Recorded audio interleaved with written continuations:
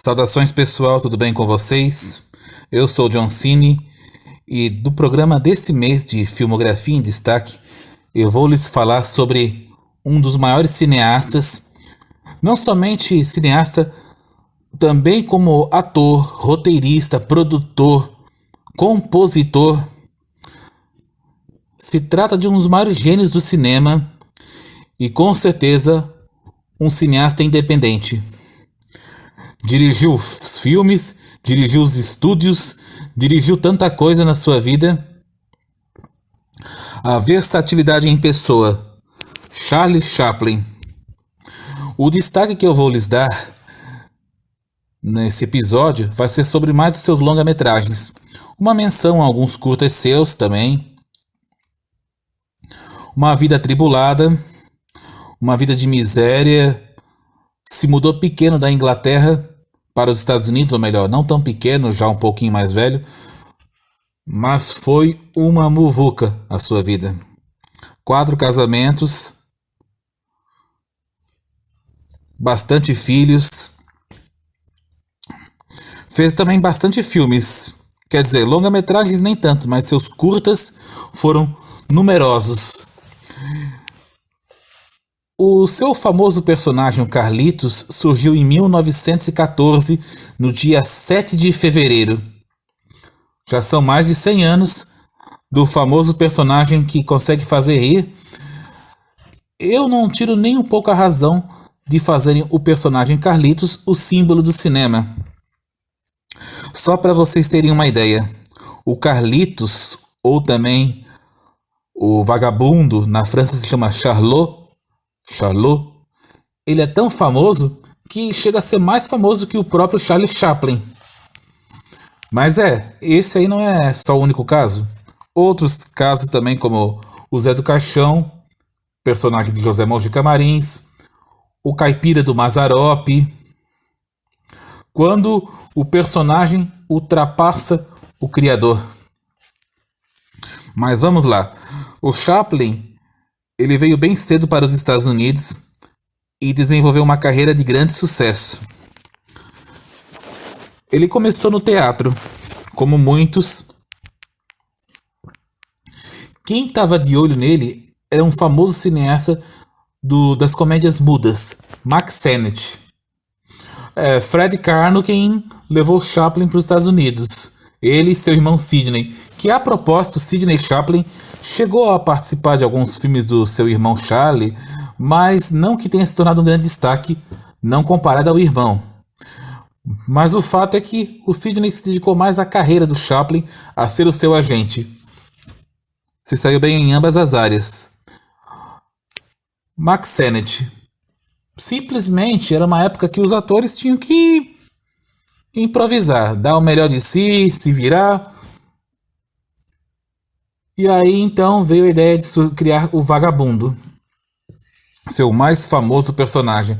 Vale lembrar que muita gente até prefere ver filmes do Chaplin que tem um vagabundo. O original se chama Tramp. Alguns curtas que eu destaco são O Vagabundo, teve 1 e o 2. O Imigrante, no qual ele dá o chute no traseiro de um oficial, o que já dá uma polêmica, mas também ao mesmo tempo mostra como era o tratamento em relação aos imigrantes. Há certas coisas em Chaplin que não envelheceram nada. Alguns temas continuam atemporais. Vários curtas-metragens. A estreia mesmo foi em Corrida de Automóveis para Meninos, no qual ele atrapalha um jornalista. Vários seus curtas, aliás, não são todos, a maioria dos seus curtas-metragens, assim também como seus longas, se encontram facilmente no YouTube para poder assistir. Seu primeiro longa-metragem começou mesmo em 1921 com O Garoto. Pensa numa comédia que consegue fazer você rir e chorar. Isso ele conseguiu mesclar bem em sua filmografia. Nesse filme, o Chaplin interpretou o famoso vagabundo. Aliás, ele interpretou o vagabundo até até em torno de 1940 em O Grande Ditador. Foi aí que foi o fim. E também, esse aí foi o primeiro falado. Um ciclo, vamos assim dizer. Em O Garoto, de 1921, ele encontra um menino abandonado e ele acaba adotando. Uma coisa assim, digamos que não estava nos seus planos, mas ele cria com todo amor e carinho o menino. E aí ele vai crescendo. E aí aparece a mãe. Só que ela ainda não reconhece que é o seu filho. Ainda não se reconhece. E aí vai acontecendo no caminho. Quem fez o menino foi Jack Coogan. Edna Purviance era um par romântico frequente nos curtas do Chaplin. Aqui ela fez a mãe do menino. Seu próximo filme seria um drama. Se chama Casamento ou Luxo. Houve grande decepção por parte da crítica e acho até do público pelo fator de não ter o vagabundo. A propósito, o Chaplin praticamente não aparece, só faz uma rápida aparição como um comissário de bordo, depois vai embora, dando uma de Hitchcock, antes do próprio Hitchcock. Casamento ou Luxo é estrelado por Edna Purviance e Adolphe Menjou. Uma mulher que casa com um rico, mas não encontra felicidade. E aí ela está em busca do seu amor passado. Seu próximo filme passou a ser Em Busca do Ouro, de 1925. A propósito, Chaplin considerava esse seu filme preferido, tanto que em 1942 ele fez uma versão sonorizada e ainda por cima acrescentando um som diferente. Um som assim com uma música mais dinâmica comparado ao de 1925. Não é que sonorizado seja melhor e tudo mais, mas eu confesso, eu gostei mais da versão sonorizada do que a de 1925. Não que eu não vá assistir a de 25.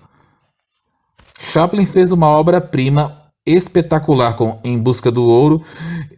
Também tem os seus dramas, no qual enfrenta a fome e o frio na grande corrida do ouro, final do século XIX. Um grande destaque é a dança dos pãezinhos. Uma cena que foi até assim, vamos dizer, foi referenciada e imitada, como por exemplo, Benny e John, o personagem de Johnny Depp, é fã de Buster Keaton, mas faz uma paródia da dança dos pãezinhos. E isso chega a aparecer no filme Chaplin, que foi estrelado por Robert Downey Jr., que mostra isso, o Chaplin fazendo isso num restaurante. Em Busca do Ouro retratou bem o drama dos garimpeiros. Uma vida bem complicada. A propósito, ele queria a atriz Lita Grey para poder participar. Mas como ela estava grávida, teve que escalar Georgia Hale. Já era a época do cinema falado. E aí o que aconteceu? O circo. Não tem diálogos, não tem pessoas falando. E isso se deu até em Luzes da Cidade. O circo. Chaplin começa o filme fugindo da polícia, como acontece algumas vezes. Nas suas trapalhadas ele acaba virando a atração do circo. Só que isso só dá certo quando as coisas dão errado, não simplesmente ele atuando. Este filme já tinha o som sincronizado e tudo da era do cinema falado, mas ele manteve o seu famoso personagem, o vagabundo, mudo. O filme mudo. Ele ajuda uma jovem acrobata a conquistar um outro acrobata, atração do circo. Passa uma certa dificuldade essa jovem acrobata pelo fator de que ela é maltratada pelo padrasto, que é o dono do circo.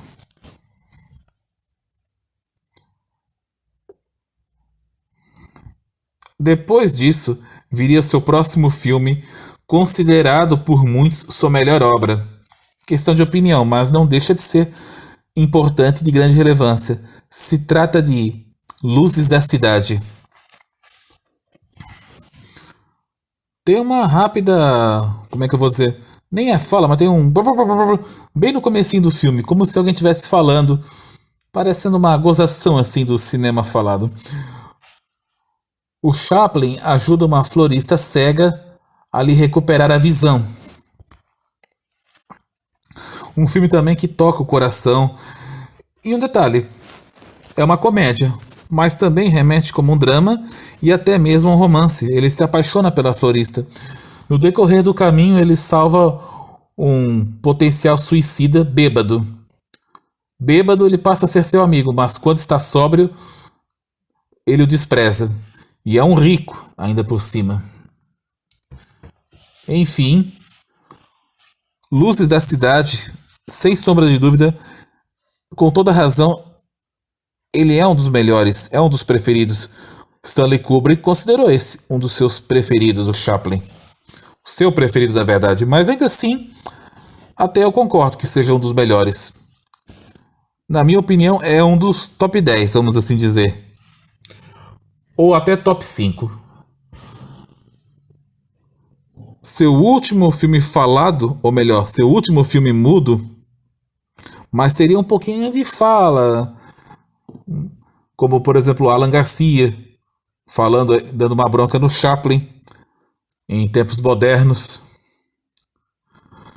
num vídeo dentro da parte da pia lá do banheiro, e a outra do Chaplin cantando a música Titin, que não dá pra entender direito, mas parece um italiano, aquele Se nostre tu cantore. Tempos Modernos é uma boa crítica e dura crítica ao desemprego tecnológico, o qual dificultou a vida de muitas pessoas.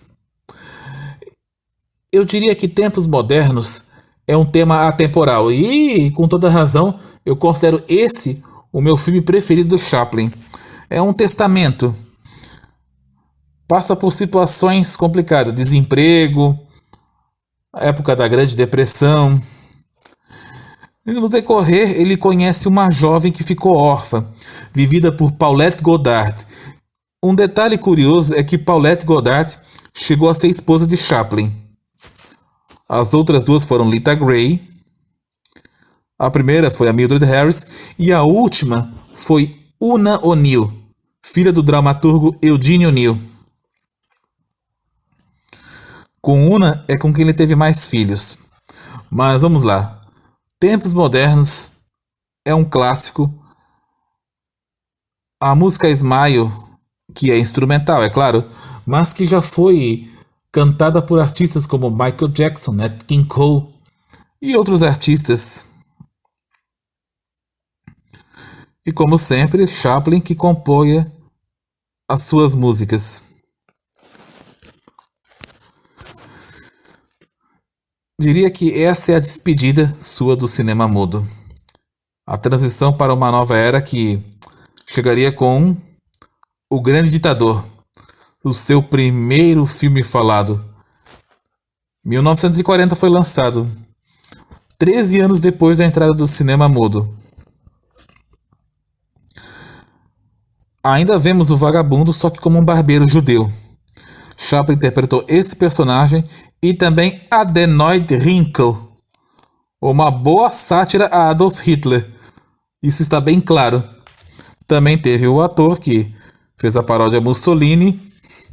Um grande destaque é a briga entre os dois. O Hrinkel zoando com o macarrão e o outro zoando com o chucrute, a culinária típica de cada país. Paulette Goddard novamente fez par com ele nesse filme. O grande destaque é a cena do Chaplin brincando com o globo. O dono do mundo, vocês se lembram? Essa cena serviu de abertura para uma novela que foi lançada em 1991. Outro grande destaque, sem dúvida, é o discurso final de O Grande Ditador. Provocou a ira de muitas pessoas, alegando que ele tenha sido comunista, o que é uma grande mentira. De qualquer forma, isso aí não soa como comunismo. Isso aí está bem claro que é um discurso de paz. A propósito, em termos de polêmica, Chaplin sabia alfinetar bem isso. Por exemplo, em tempos modernos ele levanta uma bandeira vermelha que cai de um caminhão. Aí é confundido como um líder grevista, sindicalista, o que remete ao comunismo. Chaplin conseguia dar dor de cabeça. O discurso final remeteu ao comunismo. São 2 exemplos isso em seus filmes. Depois disso, ele faria um personagem diferente. Remete assim mais a um vilão. E ao mesmo tempo é um filme assim que vale a pena assistir. Foi baseado numa ideia de Orson Welles, que é Monsieur Verdux. Ele faz uma espécie de Barba Ruiva moderno. Passa-se no período da Grande Depressão. Pessoas passam fome e necessidade. Ele era um banqueiro. E como foi mandado embora do seu trabalho e não conseguia mais nada, ele procurava mulheres divorciadas ou viúvas, casava-as e depois as executava. Usava esse dinheiro para sustentar sua família, a esposa e o filho. Alguns não gostaram porque é um Chaplin assim de um lado mais perverso, em que não se via isso nos filmes. Sempre um herói, sempre aquele homem bondoso. Não que ele não tenha isso, mas é uma situação diferente. Aqui ele é um assassino. Ainda assim é um filme interessante, bem voltado para o humor negro. O filme seguinte seria o seu último nos Estados Unidos, Luzes da Ribalta, e seria o único encontro com um grande comediante da sua época e do cinema mudo, Buster Keaton. Chaplin e Buster Keaton contracenaram. Claire Bloom fez a jovem que tenta o suicídio bem no começo do filme e o personagem de Chaplin a salva. Ela gosta de ser bailarina e ele a ajuda nisso. Ele já é um artista decadente, conhecido como Calveiro. Foi um grande artista da sua época, mas decaiu muito, ficou na bebedeira. Aliás, uma atriz que faria carreira de sucesso, diria que depois do Chaplin ela é mais famosa, sua filha Geraldine, filha da sua união com Una, que aparece bem no começo do filme. Alguns outros filhos de Chaplin também apareceriam em seus filmes. O tema de Luzes da Ribalta, marcante. Com este filme, ele finalizou sua carreira nos Estados Unidos. Depois do lançamento, ele foi expulso. Um dos que tinha uma grande implicância com Chaplin era o diretor do FBI, J. Edgar Hoover. Era uma pedra no sapato um do outro.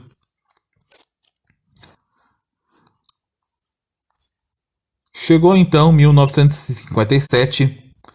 Chaplin lança Um Rei em Nova York.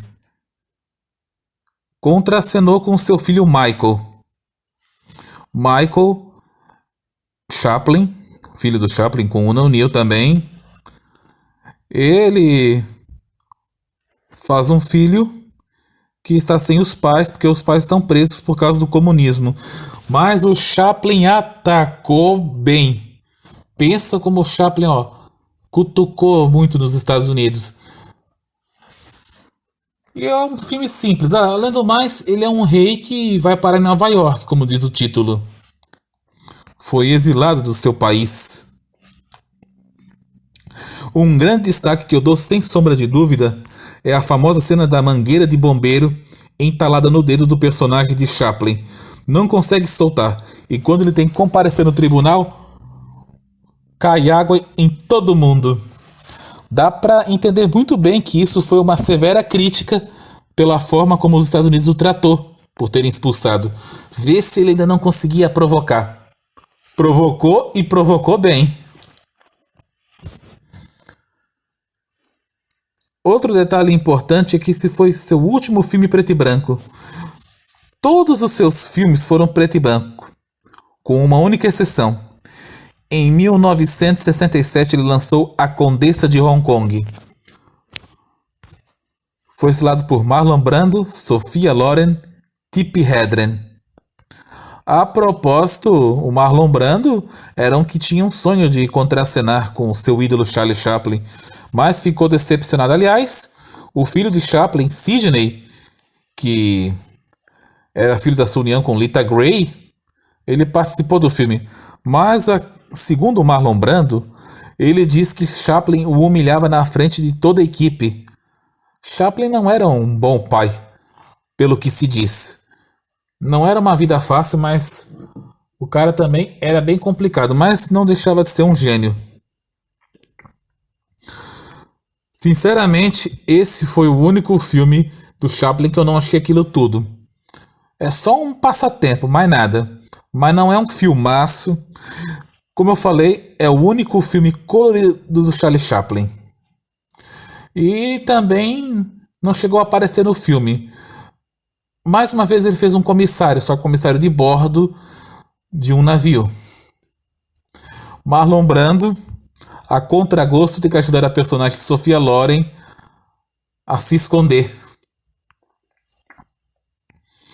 E aí vem muita confusão. Ela é uma princesa refugiada. Ou melhor, princesa não, é uma condessa, como eu tinha comentado. E aí rola confusão. Enfim, foram tudo isso de filmes que ele fez. Na verdade, foram um total de 5 filmes falados na sua carreira. Ele até queria ter feito mais, mas já não se sentiu mais capaz de fazer mais filmes. 6 longa-metragens foram mudos. Dos seus longa-metragens resultaram em 11 filmes.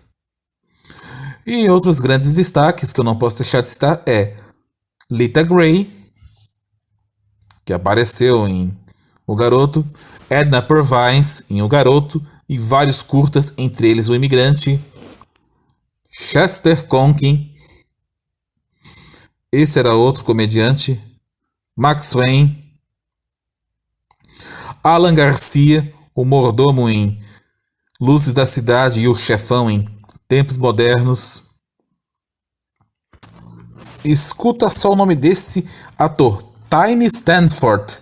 Tiny quer dizer pequeno, mas pequeno só se for para uma gozação ou uma brincadeira. O ator media 1,96 de altura. O grande destaque dele é em Tempos Modernos, como colega de trabalho de Chaplin. Chaplin tinha uma grande resistência ao cinema falado. Um outro grande destaque de sua vida foi fundar a United Artists ao lado do seu amigo Douglas Fairbanks, Mary Pickford, que foi esposa de Fairbanks, e o cineasta D.W. Griffith. A propósito, Charlie Chaplin atribuía o D.W. Griffith, ou D.W. Griffith no inglês, como o pai de todos nós. Griffith era conhecido como o pai da linguagem cinematográfica. Chaplin e Fairbanks tinham uma grande amizade um pelo outro. A propósito, Chaplin ficou bem abatido, quase desistiu da sua carreira pela morte de Douglas Fairbanks. Curioso é que eles não contracenaram em filmes juntos, mas eram grandes amigos na vida real. Cinebiografia é uma coisa que nem sempre dá para se levar a sério nas coisas que se relata, mas não deixa de ser uma curiosidade. Eu falei antes para vocês, Robert Downey Jr. interpretou Charlie Chaplin no filme Chaplin, que teve a direção de Richard Attenborough. E quem tinha conexão com o próprio Chaplin mesmo foi a Geraldine Chaplin, filha de Chaplin, que interpretou Hannah Chaplin, que era a mãe de Charlie Chaplin. A propósito, a música Smile foi usada por John Barry no filme. Eu fico pensando quantos cineastas conseguiram se tornar lendas e até símbolo do cinema. É o caso de Charlie Chaplin. O icônico personagem Carlitos, com seu chapéu coco, casaco justo, sua bengala, calças folgadas e aqueles sapatos enormes. Agora eu vou fazer minhas observações, como eu já estou fazendo. Quando ele chuta alguém, isso já daria problema para a famosa geração mimimi. A gente sabe que é uma brincadeira, é comédia, ninguém vai querer fazer isso na vida real. E outro detalhe importante, o Chaplin conseguiu influenciar, mas ele também teve por quem se sentiu influenciado. Se trata do comediante Max Linder. Tanto que Chaplin não contracenou, mas já bateu foto, conheceu e tinha uma admiração grande por Max Linder. Um detalhe importante em sua vida. Pegou um pouco o estilo de Max. Max Linder era um comediante francês. A propósito, a França tem uma grande admiração pelo Charlie Chaplin. Na época assim do seu lançamento, que ele trabalhou nos Estados Unidos, conseguiu criar inimigos, mas também teve admiradores do próprio país, na França, e Chaplin é um tipo de cineasta, artista que conseguiu repercutir num grande impacto mundial.